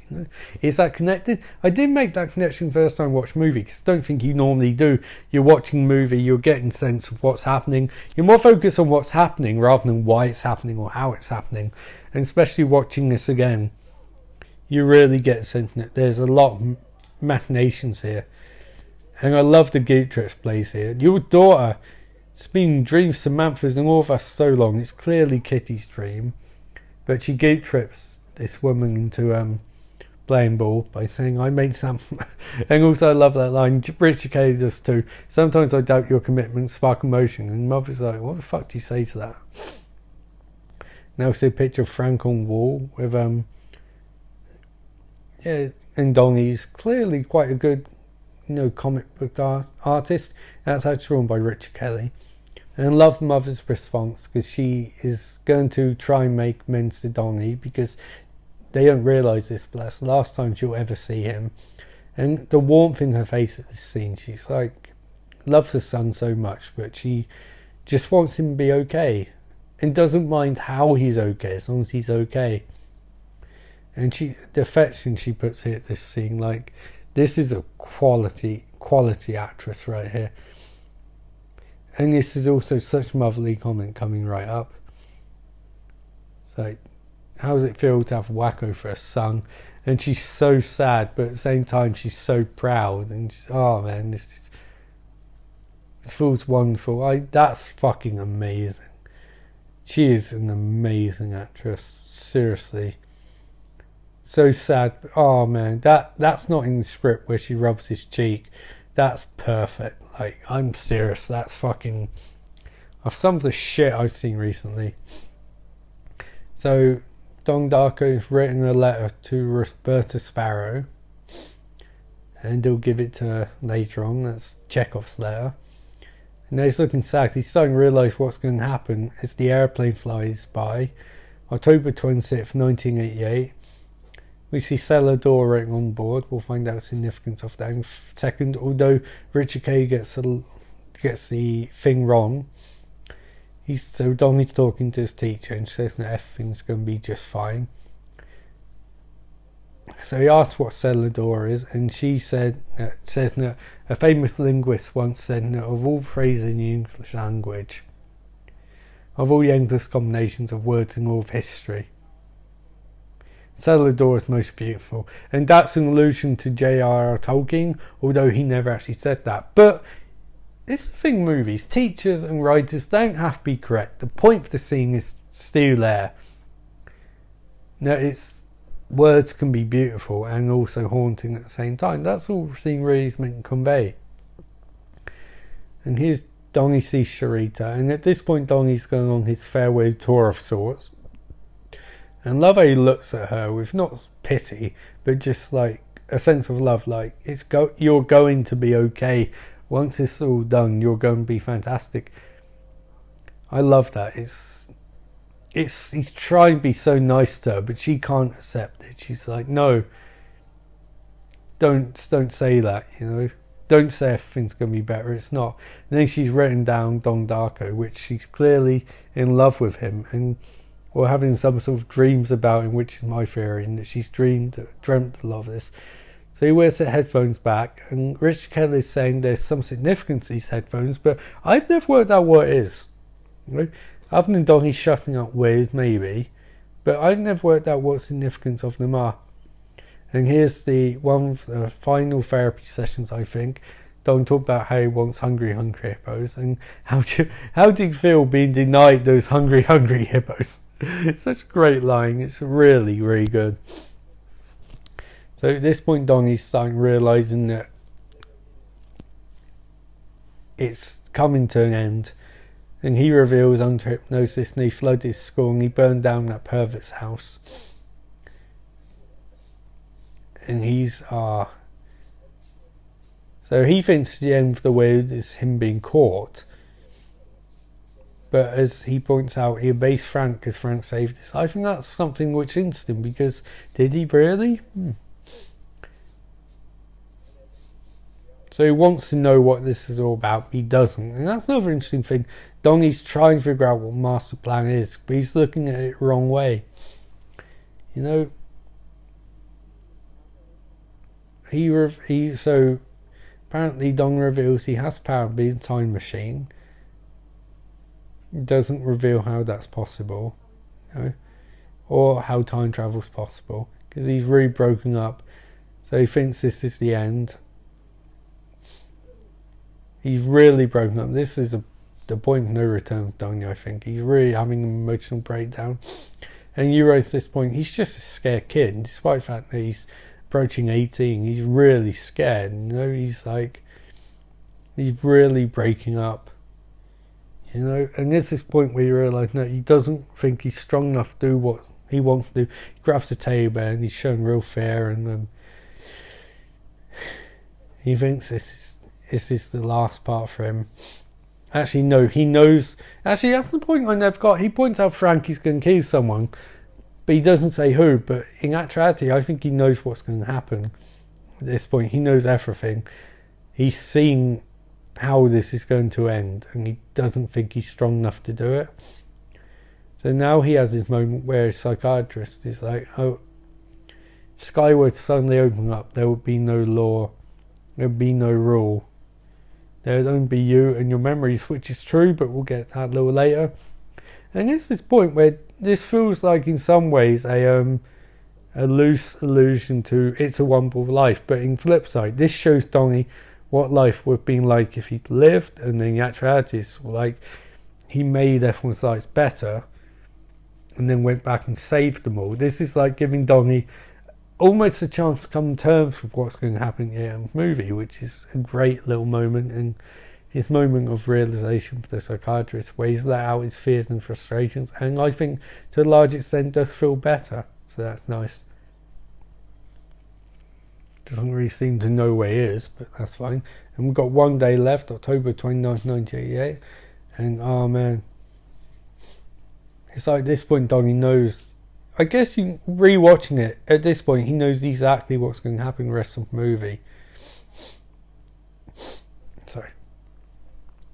Oh, and there's that awesome carving on the desk. You know, he finds out his sister's going to Harvard. He's like, we should throw a party, but he doesn't say it in a happy way. He says it in a way which suggests that I think we should do this because it's my only chance to set a thing in motion, a spark in motion, if you will. And that plane technician, FAA guys outside again. So this is a very 80s party, or a very 2010s attempt to an April party. Halloween party, even April party to be cool. And Donnie is a skeleton, you know, he puts a hood up, and that's symbolic, you know. He is at this point the evil dead. And his friends' costumes, Viking and Hulk Hogan, that's so 80s. So they're gonna TP someone. They stole 4 beers. I love the line, keg beers for pussies. Like, it's beer, you arsehole. And there's a Reagan bouncing up down on trampoline. How's cake beer for pussies, by the way? Love that shitty Hulk Hogan costume. It's really bad, but in a really endearing way. And now mothers. Oh no, the psychiatrist is trying to ring Rose, but doesn't realise she's out of town. She's really pissed scared at this point. You know, she's like, Donnie, because we haven't had to leave a scene where she reveals that Donnie's taking placebos. Gretchen at this point is in tears. She meets Donnie at a party.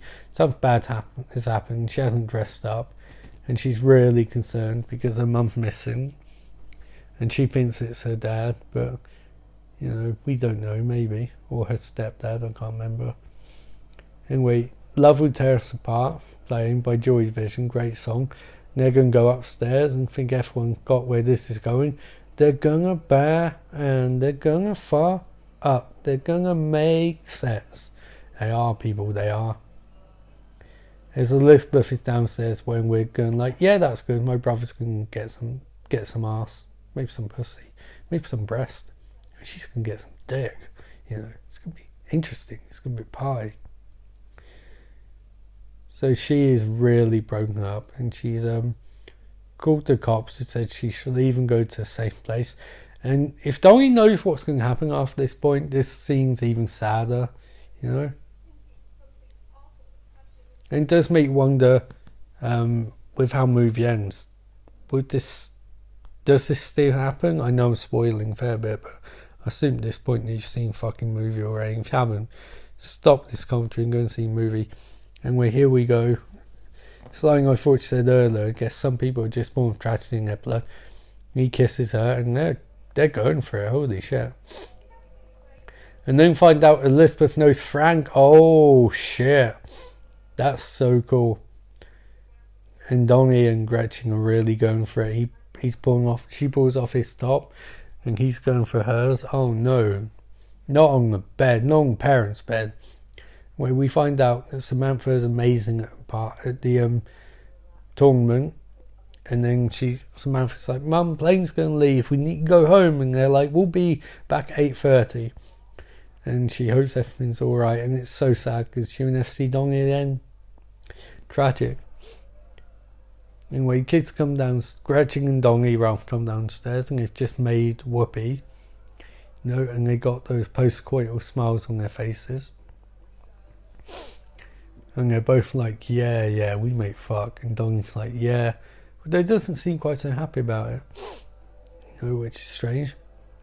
And how does that grandfather clock look sad, you know? That's a very cool clock. But anyway, 6 hours remaining, October 30th, 1988. Donnie and Gretchen are making out. Oh, it's so sweet and tender. You know? And she's like, I'm going to get some beer. And Donnie's like, I just made fuck. Yeah, I made Whoopi. Woohoo! He looks so happy, you know. It's like, then he looks sad because he's realising what's going to happen. He's like, I can't fight it. My head, like in Mysterio. He shakes his head because his son's very fucking with him, and the camera starts rotating, and we get a Kubrick stare, and oh no, he sees the spear. Oh shit, it's on. It's time. Donnie's like, whoa. So he finds out that the sign on the door says Frank was here, went and get beer, and Donnie's like, Frank! Oh, I'm going to fuck him up. Donnie's like, this is it. Music starts going haywire, and you see spears coming out of F1's chest. Terrible effects, and Donnie's like, no! And the movie's like, Donnie, we got to fucking wrap up, we have time! And he's fucking penis bubbles are everywhere. One smacks him in the face, and he's like, his eyes widen. He's sort of like, holy shit, I've seen future. No! As cellar door starts playing, and he's sort of like, oh no, that's what Tolkien meant. He meant a white penis bubble coming out of F1's chest. We need to go to the future, Donnie asks. And his friends are like, what the fuck, we'll come too. And Donnie's like, no. And they're like, hey, we're Richard Kelly's friends, we're coming with you. You need to see Grandma Death. And I love how his friends are like, I don't know what the fuck's going on, but we'll go with Donnie. That's very friend-like, like your best friends. You can say to them, oh shit, there's fucking ghost in park. And if you walk off, they'll follow you. So they're like, well, it's probably not, but, you know, he might get beaten, you know, or mugged. So we'll go with him anyway. And they're riding their bikes. This is E.T. is a motherfucker. And bikes at night, man. And this is so much more legitimately 80s than Stranger Things. Like, just a bunch of teenagers at night on their bikes on Halloween. They write Grandma Death's house, and Donnie's like, Roberta Sparrow, do you have a great descendant named Jack Sparrow? And she's like, Drog! I have lots of hair on my toes. I've only just noticed that. Donnie's like, I got to put my hood up, I'm a superhero. And his friends are like, Donnie, let's get the fuck out of here. So then he says, sell the door, and Gretchen's like, what? And he's sort of like, look. Settle the door, and she's like, doesn't make any sense. So they go down to the cellar, because again, it's the predestination, you know, guided to this place. A reason Drew Barrymore said cellar door was so they would go to the cellar door. And his friends haven't come in, because why would they? And you know some shit's gonna go down. Donnie's got a superhero hood up, so he's got to get in some sort of fight of some kind. You know, and why not? What happens next makes perfect sense, you know. It's like bullies hate Donnie just to get to this point. Gretchen plays piano a bit and he smiles and goes, which that's not going to last much longer. And she keeps playing and she's sort of like, I like the piano. And she gives him the sexy eyes and he gives her the coy smile. And like, not here, Gretchen. Not in cellar door. Oh shit, the thugs are there with knives. I don't know why they'd be at Grandma Death's house, but they are. And they pull Gretchen and Donnie outside, and I guess they were about to rob her because she's rich. That's allude to earlier. So the thugs are like, we'll put knives to their throats, and they throw Gretchen on the road. And stupid Seth Rogen takes his mask off as this thug's trying to cut Donnie. Donnie's trying to fend him off, and Seth Rogen's like, don't fucking move, Hogan. Donnie grabs the mask and starts wrenching it back. He rips it off and reveals the bully. Oh shit, shock. As there's a car coming.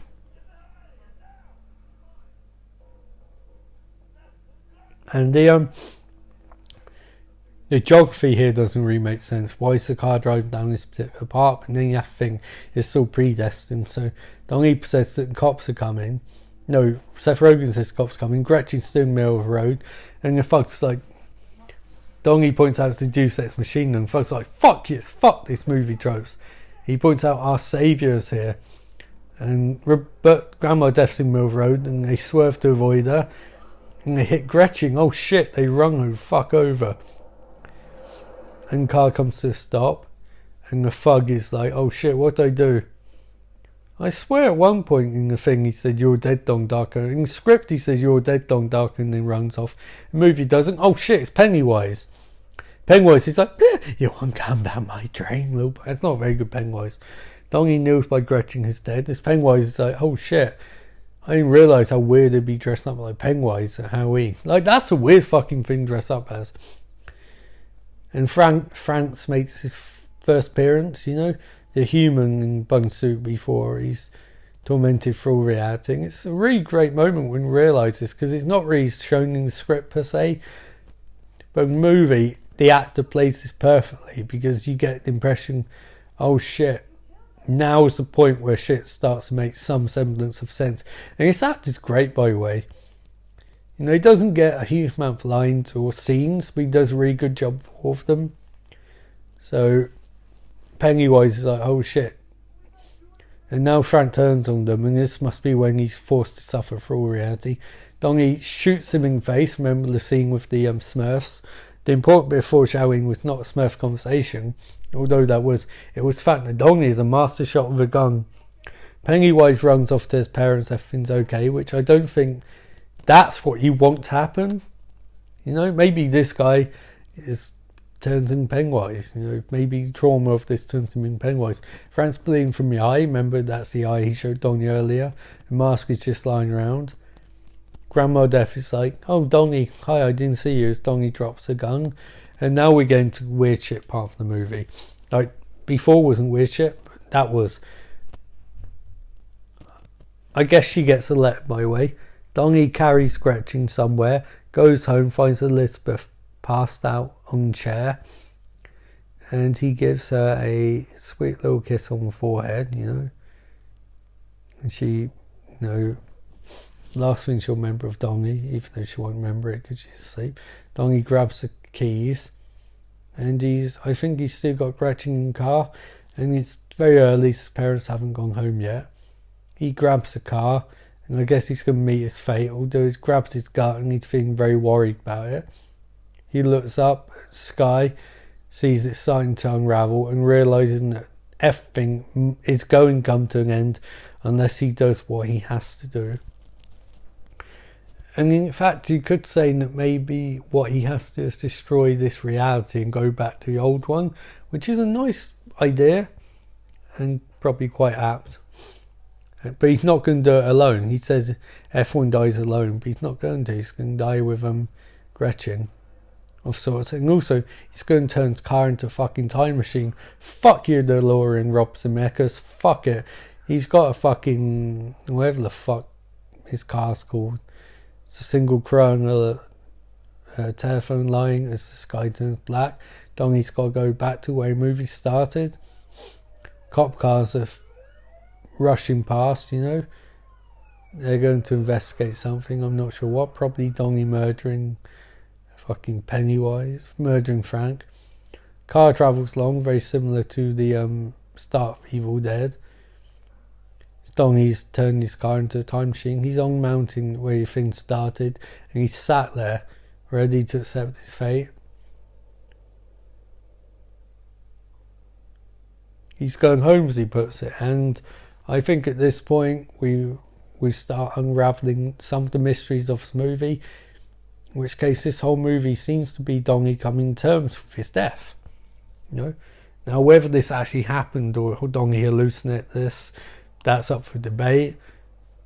But what's not up for debate is, in terms of movie, it seems like Donnie goes back in time, theoretically, and as we'll find out in a second, this plane is comparative mystery of where the fucking jet engine came from this plane falling into another reality. You know, it's crazy. Although it's also terrifying, because that means that in one version of reality, Samantha and Donnie's mum died in a plane crash. As you can see it falling through into a wormhole. Now we get a bunch of lines from throughout the movie, you know. So Don's going to replace the shit that happened with something better. So that's fascinating. And you have to assume in that reality that there's going to be a lot of things which happen. That's a very cool shot, by the way. The engine falling through the wormhole and out of sync. And now time's rewinding. Donnie's going back in time. It's a bit muddled. You don't get that first time you watch the movie, necessarily. But I do like it. I think it's a great little twist. I don't know what fuck that scene people driving is from. There's a few delete scenes in here too. So, you know, you have to play hard and loose a bit with a movie. Where Donnie wrote Roberta Sparrow a letter, and that's a cool moment. Although that must mean Roberta Sparrow never actually gets a fucking letter. So, a nice shot of the family there. Donnie, I guess, is he looking on or is he not looking on? I don't fucking know. Anyway, Donnie points out that he hopes, you see him, he's teleported back into his bedroom, you know. Where the movie started, it ends. You know, it started with him on cliff and ends with him on cliff and then back home. And he's laughing. Is he laughing because he's gone mad? Is he laughing because he accepts what's going to happen? Is he laughing because he knows everything's going to be okay? There's a lot of ambiguity there, which is interesting. This is when the movie started, but this time the jet engine's going to fall through and hit Donnie, which is going to be a messy death. Elizabeth back from her time with Frank, you know. Donnie lies down and tries to calm himself. You know, I subscribe to the theory he's gone fucking mad from this shit. It's about a fucking jet engine falling his fucking head. I'd be mad if that shit happened to me. But a very cool way to end movie. And also another one for the best montages of all time is about to come up. And holy shit, Don gets fucked up by a jet engine. Fucking hell. He got fucked up. Proper fucked.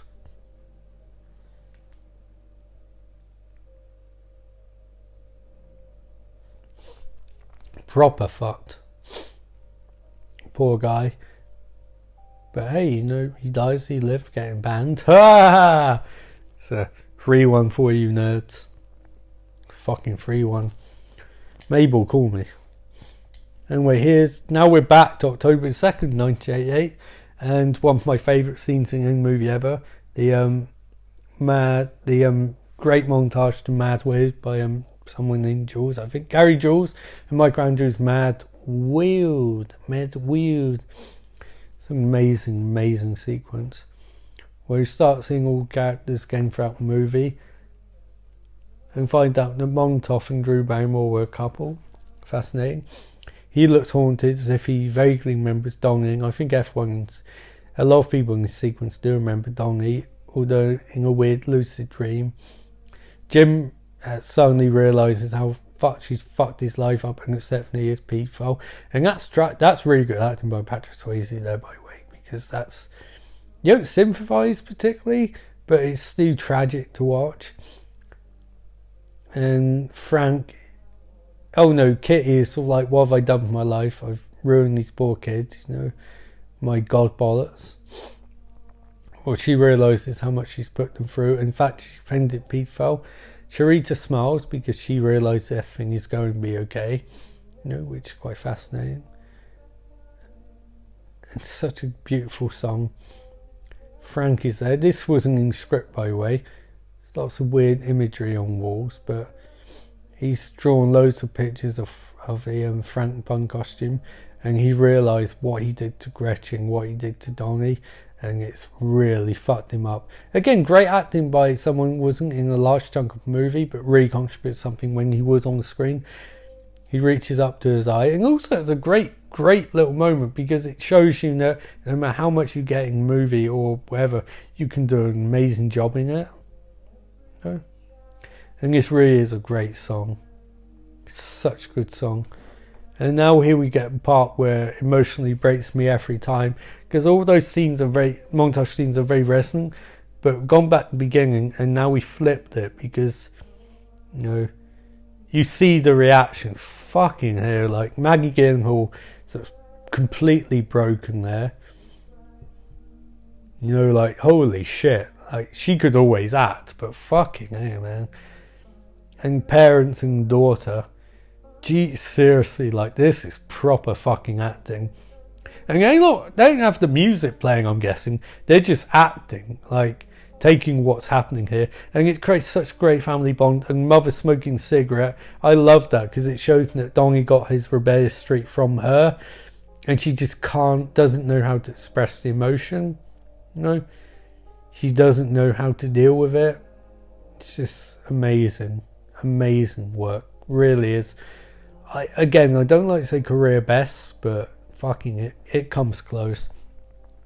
And now find out Gretchen's alive, yay! But she never met Donnie, no. And there's this little kid there, and he's like, oh, my neighbour's dead, he got smushed by a jet. And I love that line, by the way. What happened, got smushed by a jet engine. It's such a kid thing to say. Although back then, that'd be like, man, he got fucked up by a jet engine. Taking Donnie out. And Gretchen's like, who was he? And kid's like, Donnie, Don Darko. And it's like, did I fuck a guy named Don Darko? In another reality, she vaguely remembers knowing Donnie. And it's like, oh shit. And she looks at Donnie's mum and they share a connection. Like, they never met, which is interesting. But clearly they share some sort of connection. Like, I vaguely remember him. And it's sort of like, I don't know him, but at the same time, she dreamed him and he made her life better. And you hope everything's going to be okay for her from now on. You don't know, but you hope. So she's going to raise her hands to wave to her. And Donnie's mum's going to wave her hand back. And that is how you end a fucking movie, folks. You don't need them to go, oh, I wish I knew your song. Or any of that bullshit. They just wave to each other. That's it. And then kid waves back like, we're so sorry. And that's it. And goddamn, what a fucking movie. Seriously. I'm glad I could share that for you guys. And I'm glad that movie exists. Because Jesus Christ. I know his career didn't go where he wanted to. But I think we can also agree. Look, you don't get much chances in life. Most people never make a movie. Most people some people might make a couple movies. I think it's fair to say very few people from ground up, their first movie made something this fucking good. Because Christ, the guys from fucking Coppola's and Lutz's, they didn't make anything this good on their first try. So I gotta give it Richard Kelly. His career might have faltered, but god damn it, he hit the ground fucking running. Hit a fucking home run. made an amazing movie, launched multiple careers, revitalised multiple careers, and I have to be honest, I have nothing but respect for the man. Because for all his faults as a director, which we find out in later movies, I'm just going to say it, this is to me perfect cinema. So good, and I'm glad you could sit and watch it for me or listen to this podcast. I don't know. I'm glad you can put up for me licking my lips and smacking my lips and drinking and breathing heavily and snorting and coughing, because fuck me, you know, they don't make shit like this that often. You got to enjoy it. So I'll be back next week with a commentary for another one of my favourite horror movies. It's Brian De Palma's Blowout, starring John Travolta, which is a fucking amazing movie. And I look forward to watching that for you guys next week. But for now, I'm going to sign off by saying, remember, life is beautiful. Peace out, nerds. Peace out, nerds. That's awful. I can do better than that.